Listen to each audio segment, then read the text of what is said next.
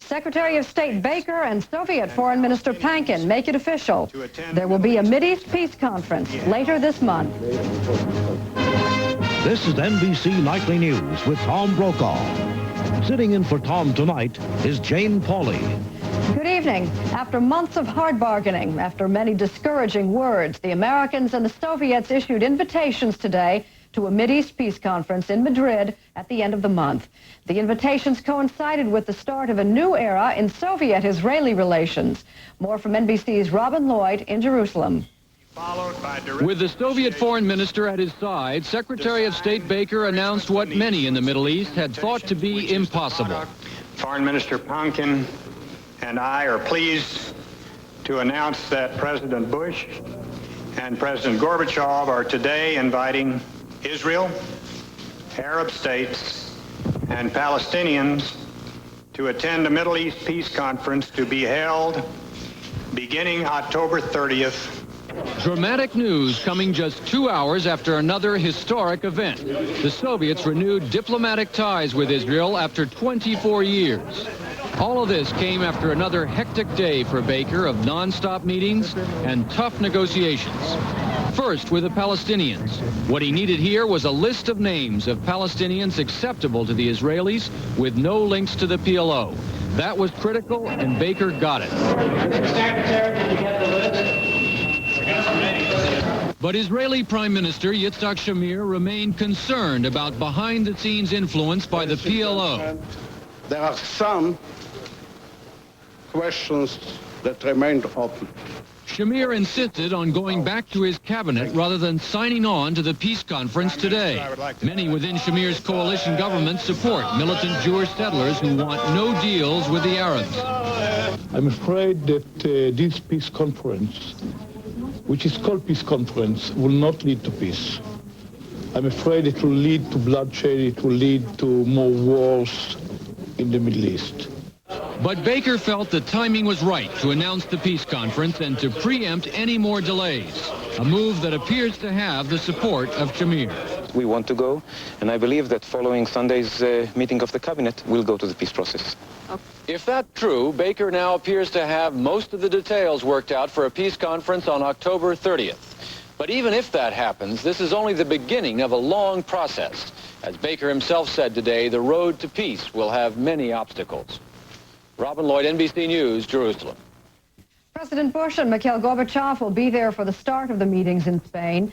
In addition to giving their blessing to the peace conference, they'll discuss plans for sweeping cuts in nuclear arms.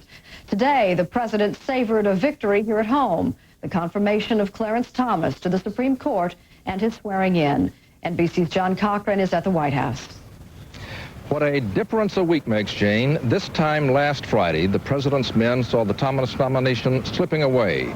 Then the nominee himself launched a counteroffensive that ended in today's remarkable ceremony.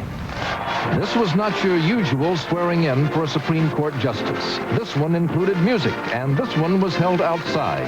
It had to be outside because Clarence Thomas insisted on inviting several hundred of his family, friends, supporters, and yes, that really is Sylvester Stallone, who just happened to be in town.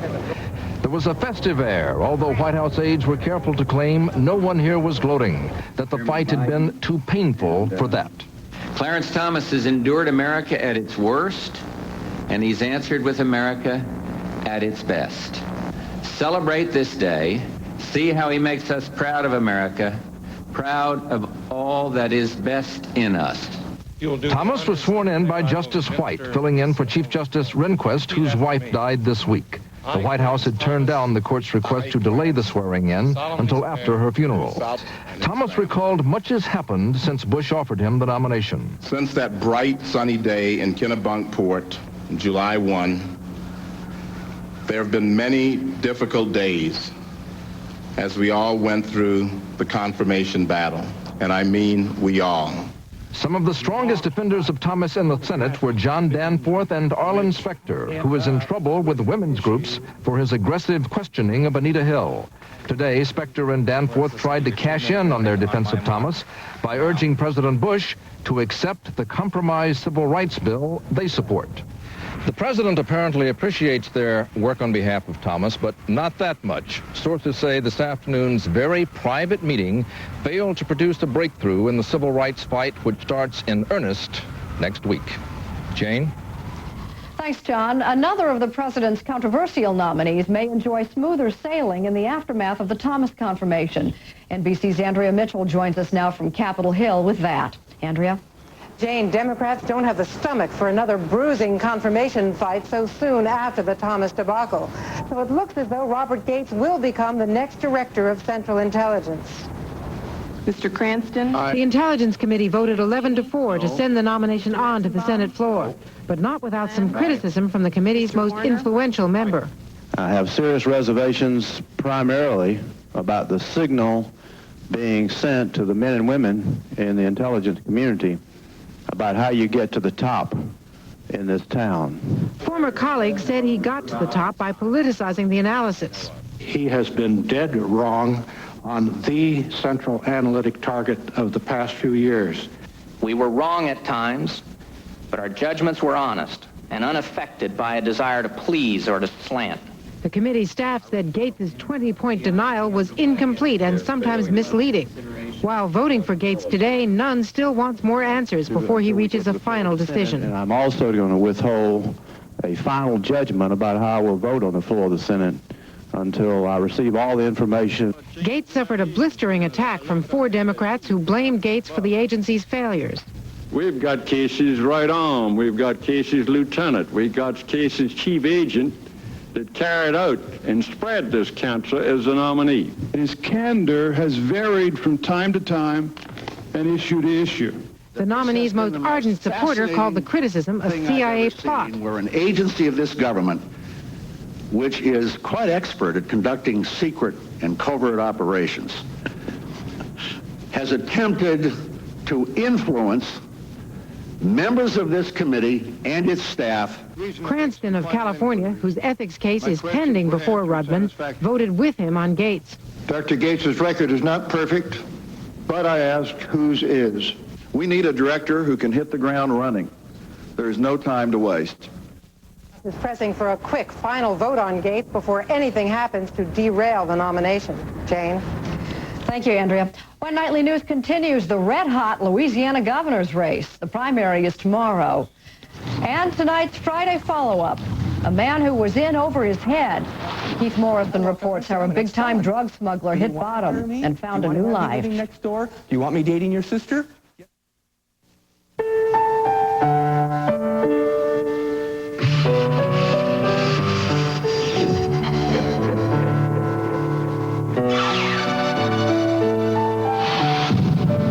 Luxurious new Chrysler LeBaron series starting at under $14,000. The perfect balance between self-indulgence and common sense. Now choose 770 powertrain or 336 bumper-to-bumper protection.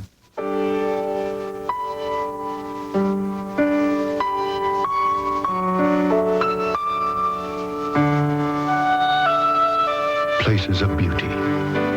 Places of intrigue. As seen from the decks of the world's best cruise line.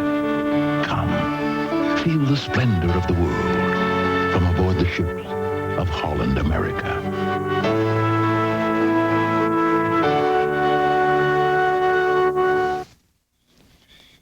Louisiana has a reputation for colorful local politics that goes back generations. But tomorrow's gubernatorial primary, with a dozen candidates in the running, promises to be as interesting as any. Leading the pack, the incumbent governor, his predecessor, and a former neo-Nazi who was a leader of the Ku Klux Klan.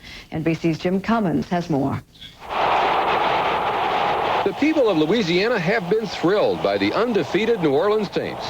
Now they are turning their attention to their other favorite contact sport, politics. I'm going to do the same. Here's former Governor Edwin Edwards, a Democrat, needling another candidate from his party. Get your butt off that table and shake hands. You're a damn candidate. You can't be sitting there eating. Edwards, often charged with corruption but never convicted, is running again. One more time. He's trying to unseat the incumbent, Buddy Roemer, who switched to the Republican Party earlier this year. We sold the state airplanes, reduced cars by more than 1,100. We sold the limousines that we found at the mansion.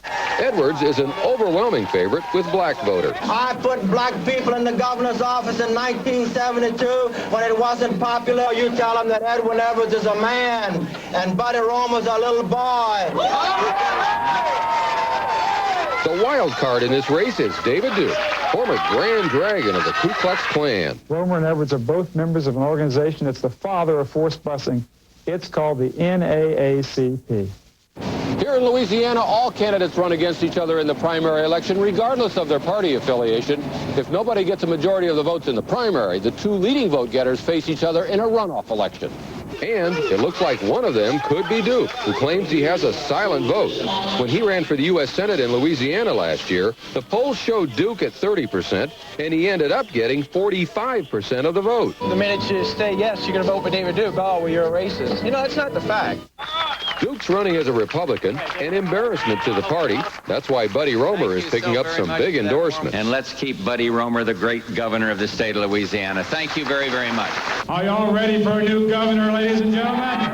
But Duke, the former Klansman, is the one who's been coming on strong in the last days of this campaign. Jim Cummins, NBC News, Shreveport, Louisiana. The specter of racism and Nazism is rising again in Germany, 2 generations after World War II, spawned by a wave of new immigrants. NBC's Martin Fletcher. He's the hero. Each year, neo-Nazis mourn at the grave of Hitler's deputy, Rudolf Hess. Each year, German police discover more secret Nazi cells. So, when racists hurled a gasoline bomb into this room, severely burning 2 of the Sado's children, nobody should have been surprised. But they were. I've never taken it serious. I thought there are some misleaded persons, young. The surprise is how many attacks, 600 violent attacks on foreigners this year and rising. I was surprised by this. Now, every night, the neighbors mount guard outside the victim's home. But for the frightened Lebanese families inside, the show of friendship comes too late. They say they've felt antagonism ever since they arrived in Germany 4 years ago. They say their neighbors have never said hello to them. And on the night of the attack, until the police came, no one came to help. The neighbors stayed behind the curtains in their rooms.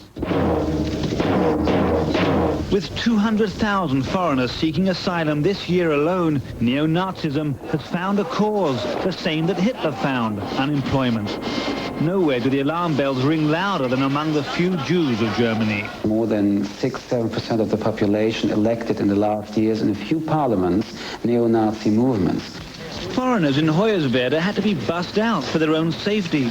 But what worried many Germans as much as the violence was the passive reaction by other Germans who just watched and sometimes applauded. Opinion polls regularly show that most Germans want the foreigners to leave. Instead, more are coming. What will we do? Will we keep them away with shooting on guns? I don't think so. So it's on our interest to help all these countries to grow and to get again a picture of a future for themselves and for their families. Until then, the Sados now look upon the world through reinforced glass. They say they were safer in Lebanon. Martin Fletcher, NBC News, Hongsa, Germany. Jesse Turner is one of 5 Americans held hostage in Beirut. He has been captive for almost 5 years. Today, his Lebanese kidnappers invited Turner's wife and daughter to pay him a visit for 1 hour. We want to show you what an American car company can do when we put our minds to it.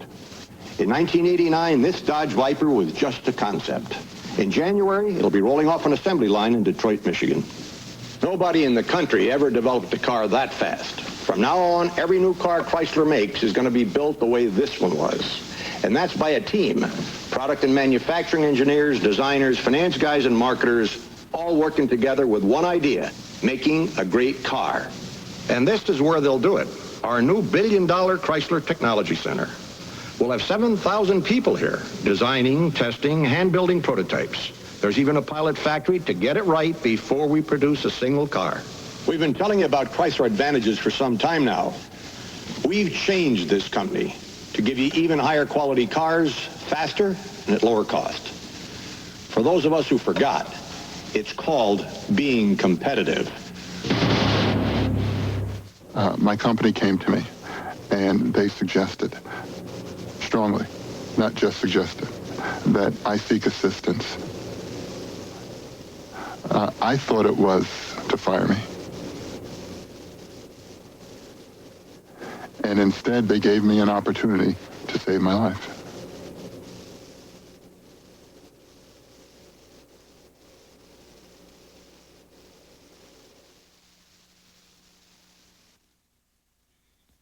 Our Daily Difference tonight, Friday follow-up.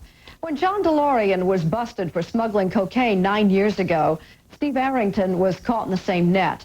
DeLorean was acquitted. Arrington did hard time. End of story? Hardly. Arrington's life has had a second act. NBC's Keith Morrison. 10 feet down in the blue water of the South Pacific, Steve Arrington is that close to disaster. And he's as happy as a man can be. Eye to eye with a great white shark is a man redeemed. I'm a very lucky person. What I've been through, I've experienced something that a lot of people don't get the chance to do. And because I've seen the shadowed side of the world, it makes me appreciate the light that's out there. Once upon a time, Steve Arrington was a young Navy golden boy, a frogman, a bomb disposal expert, officer material. Then one day he was caught selling marijuana, and he was out of the Navy and on the beach, and fell into the drug business. Was drawn like a fly to the web, found himself running cocaine for the Medellin cartel. He was faced with a choice: drive the car with the coke inside, or die. And so began his brief brush with notoriety as a footnote in a worldwide publicity frenzy. The conspiracy was allegedly hatched between the auto tycoon and two other men. Arrington was arrested in Los Angeles by agents closing in on the John DeLorean case.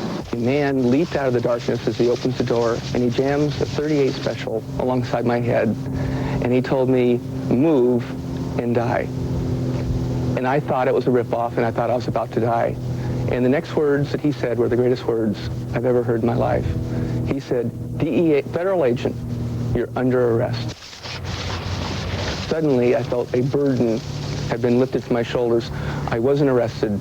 I was saved. He was sentenced to 5 years in a federal penitentiary. Arrington's life had hit bottom. You live in a cell like this. The cell is from here to here. You can stretch your arms out and touch both walls. I knew that I had to live with this, and I had a goal. I wanted to do things like this. But inside, he made himself a promise that no kid would ever come to a place like this if Arrington could prevent it. And now, with missionary zeal, he talks to students, scouts, anybody who will listen about the ugly world on the wrong side of the law. Prison is about fear. Everybody's afraid. The really big, gnarly, bad-looking dude, he's afraid. And people get murdered. Men get raped by men. You know, they don't need a reason for somebody to kill you in prison. Somebody can have you killed for 2 cartons of cigarettes in prison. 2 cartons of cigarettes. Value of somebody's life in prison. You think that... Do they listen? What do you have in jail? Yes, enthrall. Was it easy starting it over? Okay, was it easy starting my life over? Very good question. I walk up, or somebody's going to hire me, let's say, I walk up and I say, I'm an ex-felon. Do they want to hire me? Do you want to have me living next door? Do you want me dating your sister? Yes or no? No. No, it's a definite no. Until he asked the Cousteau Society, which decided that an old Navy frogman who had seen the worst of man would be perfect to study the world of sharks. This month he is in the South Pacific, staring down jaws, and, as we say, redeemed. There's no comparison. I call this slide freedom. This is the type of things I thought about for my jail cell. Keith Morrison, NBC News, Los Angeles. And what of John DeLorean himself? Well, the former car executive hasn't given up his dream. There's another sports car on the drawing board. You've been up in the air for hours. Now you've got to make up the time. Aren't you glad Hertz has a faster, easier way to rent a car? #1 Club Gold. No paperwork, no stopping at counters, nothing to slow you down. You go straight to our Gold parking area, where your car is waiting, ready to go.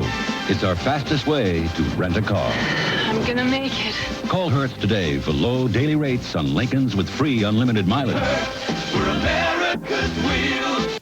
It's 6 o'clock. You're coming home for supper tonight. You worked all day. You worked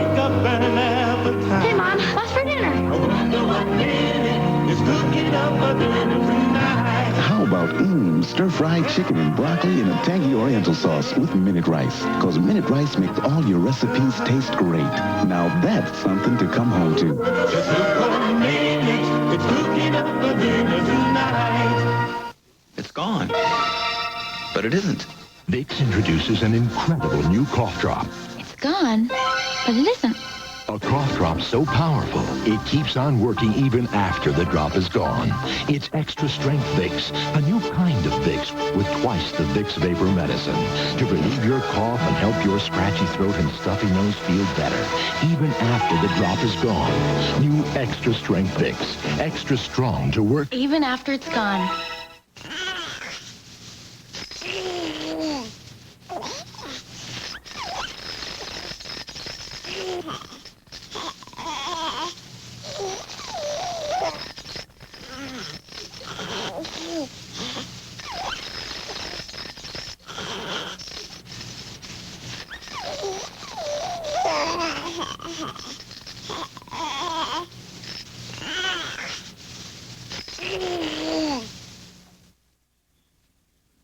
For the U.S. economy, more bad news today. Housing starts were down more than 2% after 5 monthly increases. This may threaten the jobs of even more construction workers. And as Chief Economics Correspondent Irving R. Levine reports, layoffs in other industries are continuing. For the people of Red Bud, Illinois, it's a kind of chain reaction. In this town of 3,000 people, as in many American communities, one layoff is leading to another. One of the nation's largest makers of air conditioning and heating units is shutting its Red Bud plant. It's the area's biggest employer. 650 people in and around Red Bud will lose their jobs next month. You just want to sit down and cry because you feel like everything's lost now. And like I said, there are no jobs out there. The shutdown puts at risk the jobs of workers at the trucking firm that has been hauling the factory's products. At first, your breath kind of goes away, and then you try and work the rest of the day, and it was pretty difficult. Our income is going to be cut pretty much. We'll have trucks parked up against the shed here for a while. Parked equipment means drivers out of work. Very little pressing. At the local clothing store, they won't be hiring extra help for the holiday shopping season. When people don't have money, they're going to start slowly eliminating things they don't have to have. The unemployment rate in the Red Bud area is already above 9%. That's 50% above the national average. And the climb out of recession in Red Bud and elsewhere in the country is being slowed by the domino effect of layoffs. Smaller businesses that we have, vendors, if you will, contractors, retailers, they're all going to be impacted. It's a vicious circle. Many companies say that until there's a turnaround in sales and profits, they will continue to trim their payrolls. But until layoffs stop and people feel secure in their jobs, they are not likely to increase spending, which would give profits a boost. Irving R. Levine, NBC News, Washington. Wall Street shrugged off the negative economic news. The Dow Industrials closed at a record high in heavy trading. For the week, the Dow was up more than 93 points. The financial report has been brought to you by Merrill Lynch. We're bullish on the future.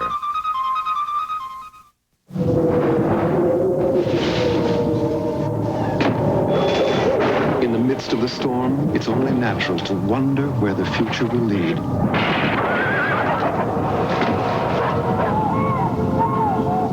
People who worry about the winds of change today, we'd like to remind you that no adversity lasts forever. And we'll be there with the strength and resources you can count on. Because at Merrill Lynch, we're bullish on the future.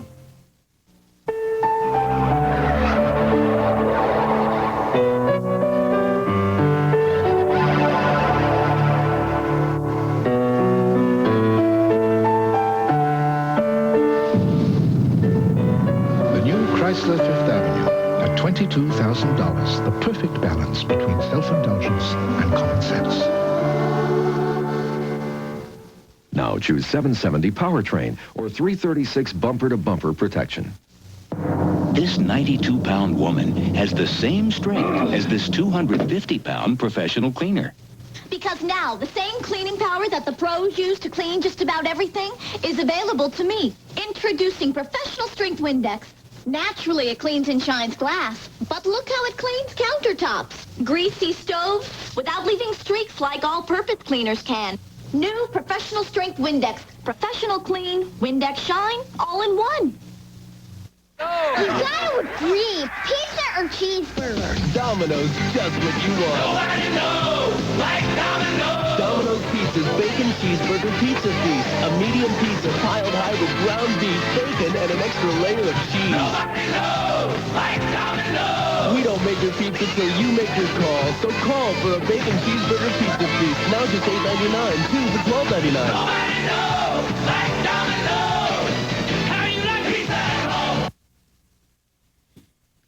Computers, art, and baseball. Does one have anything to do with the others?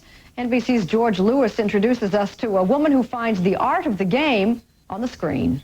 So I'm doing right now is just making a preliminary sketch. When we caught up with Joni Carter at the playoffs in Pittsburgh, several young fans were giving her the kind of attention usually reserved for the ball players. Are you going to draw the picture? No, I'm going to paint the picture. All I'm doing right now is and I paint on a computer. Can you believe that? Oh. The kids are a bit skeptical. She paints on a computer? Well, she does. Back in her hotel room with an IBM PC and a bank of monitors, she turns her rough sketches into finished paintings. It is hard work. It's hard. This pressure is more than I anticipated.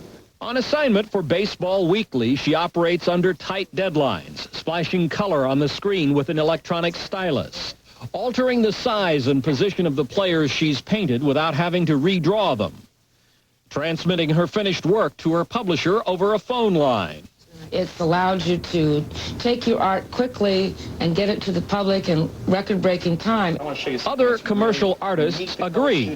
At a recent desktop publishing show in California, they were everywhere, helping sell equipment that imitates the look of oils or watercolors at the push of a button, or turning out the kinds of images that can't be created with conventional media.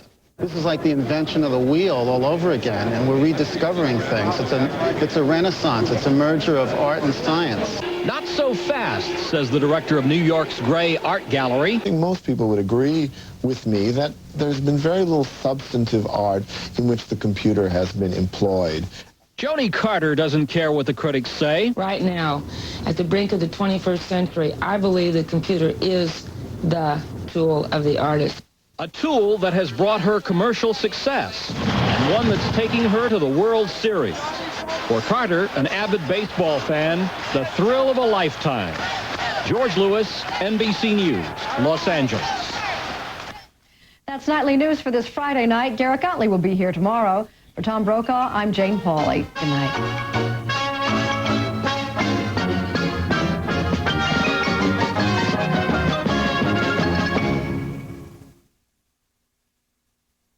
The murder. We saw somebody get killed. The mystery. It was covered up like it never happened. The man. Mr. Matlock. The movie. I was going after the fruit. Their only crime was being a witness. Two of my friends are dead. Their only prayer is Matlock. You're the real killer, aren't you? All new Matlock, all new night. The Witness Killing. NBC tonight. You thought you'd seen the last of her. You were wrong. All new. I Still Dream of Jeannie, the movie, NBC Sunday. This Saturday at Meyer and Frank, it's the one you wait for. Our fabulous 15-hour sale. Shop from 8 a.m. to 11 p.m.